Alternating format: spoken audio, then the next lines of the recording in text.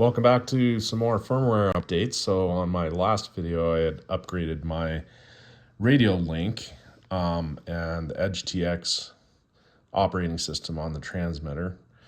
And at that time realized that I have an issue with my Walksnail Avatar rearming, and had forgotten at the time, but I had upgraded to a bad version of the Avatar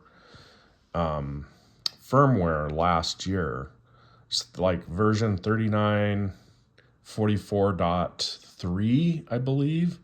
And it was well documented. If you guys watch Mads Tech at all, he had a scathing review about how bad the firmware was, but I really didn't have any issues except that I noticed it did sometimes delay finishing out the video file, like closing it out after you disarm. And sometimes it would just take extra long, and I'd just be patient and wait, and it usually worked. But it's worse than that, and that's the issue I ran into yesterday. So I've reflashed to a release that just came out I think it just was released along with the GT2 version of the new transmitter that came out. And so here I am up here flying, and here as one of the update procedures, I forgot I was running there on that first video with some default settings because I did a factory reset on the ground station. That's what Walksnail recommends, or CaddxFPV recommends. And I had re-updated there's a couple of files for unlocking in the US, the FCC unlocking the power levels and all the channels, and I did that, but I didn't go back in the menu and update my resolution and power levels. So that first flight there that was already finished, I was flying at 25 milliwatts, and so that's why you saw my latency and bit rate drop really bad, just real close into home there. So now here I'm back up, I'm recording at 1080p and at full power, can go up to 2 watts. And I did notice in the menu they added the 2 watts dynamic for the GT2 version, but I have the version 1 of the GT transmitter, so I just set to 2 watts maximum. And anyway, so now I am happy with that. My bit rate's staying at 25 megabits, and latency is staying under 40 milliseconds. And I added signal here at the bottom I'm talking about the bottom of my OSD there. Signal is kind of like bars. It goes from 1 to 4. And so it was running it kind of stays steady at 3. So I was doing the landing and rearming test, which I just did, and that was successful. But there's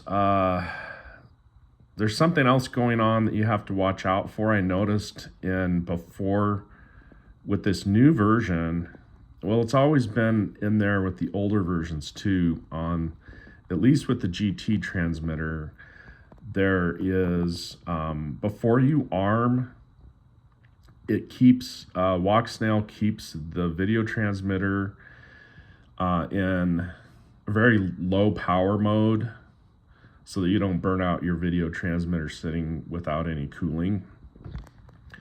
And that low power mode is even lower than it used to be, because I used to be able to keep a connection, if you're within like 10 feet, but man, it's like you got to be within like 3 to 5 feet now. So what happens when you disarm, it immediately goes back into low power mode and you lose your connection if you're not really close to your ground station. And so in order to rearm, you need to get your rig back in close again. Well, you can rearm again, but in order to get verification that the system is still up and going, I don't know if you noticed last video I had described something called a session. That was something I kind of made up. It's basically, in my head, it's the reconnection of the video system and the start of a new video file. So that's working now. You just have to be aware of that low power mode, and you're not going to get confirmation on your screen that you're reconnected for sure until you go back into high power mode by arming. But that's all working in this version. Thank you, Walksnail or CaddxFPV.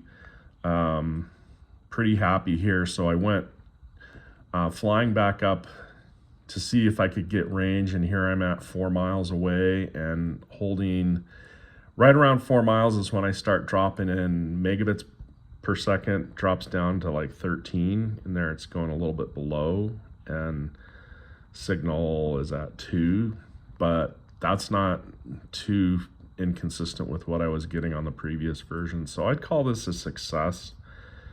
So I'm out here kind of just, flying at that. I'm trying to go punch a little bit deeper because I've been able to go, they're 4.25 mile. I'm still holding the 13 megabits a second. There's the signals dropping down to 1 and 2 right there. And so decided to go ahead and turn back at that point. But pretty well getting the same range that I had before. So yeah, I'm happy with that. And then I was flying around this peak again earlier in the video while I was talking. I was flying around that snow field, and now I'm going to try to dive down that couloir, but it's kind of tucked away in there and underneath the plane, so you could barely see the white snow. But I believe, so yesterday in my video, I was trying to get up close to that and confirm whether or not there was a landslide. Well, I don't think there was a landslide per se, but I think there was a lot of new debris pushed down into that couloir, and it's just right below my wing there, so you can't quite see it. In a second, I have better view of that.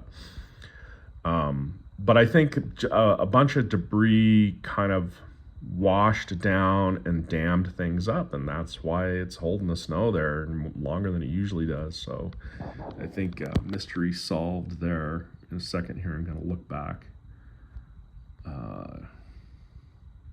Hopefully I have a look back to the left. Yeah, there we go. Still, it's hard to see it, but I'm pretty sure there's a bunch of new debris down there holding that snow in. Anyway, thanks for watching. So anybody having issues or had the old version of bad firmware, I noticed Caddx, they pulled that bad version of firmware off their site. And here I'm in the choppy air again. I have to really be careful. There's a post on the corner, the inside corner of my property, right out by that road. Thanks for watching.